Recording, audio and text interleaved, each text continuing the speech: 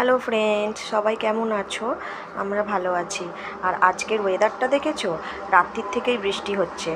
আর এই যে সকালবেলা ছেলে স্কুল গেল, ওর গাড়ি চলে এসেছে, তা ছেলেকে স্কুলে পাঠিয়ে দিয়ে এবার আমি সকালবেলা মুড়ি খাওয়ার তরকারি করব। আর আজকে করব হচ্ছে আলু পেঁপে দিয়ে মুগ কড়াই সেদ্ধ। ওইদিকে তরকারিটা বসিয়ে দিয়েছি, এইদিকে এখন বসে গেছি মাছ কাটতে। আর আজকে কি মাছ এনেছে দেখবে? আমি তো মাছটা দেখেই অবাক হয়ে গেছি, তার মধ্যে আবার জ্যান্ত এত বড় মাছ নড়াচড়া করছে। আমি তো ভাবছিলাম মাছটাকে কাটতে পারবো কি না। আর আমি ভীষণ মাছ কাটতে গিয়ে বা সবজি কাটতে গিয়ে জানো তো হাত কেটে ফেলি। তাই খুব সাবধানেই মাছটাকে কাটার চেষ্টা করছিলাম, ভালো করে ধরে। আর মাছটার গায়ে এত হড়হড় করছিল, মানে ওই লালানি মতন কিছু লেছি থাকে আর কি, যে কারণে ভীষণ হাত স্লিপ করছিল। তা ভীষণ ভয় লাগছিলো। তারপর যাই হোক ধীরে সুস্থে আস্তে আস্তে মাছটাকে কাটলাম।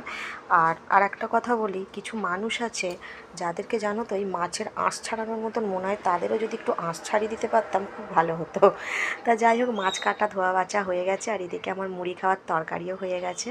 তা স্নান টান করে এবার চলে এসেছি মুড়ি খেতে।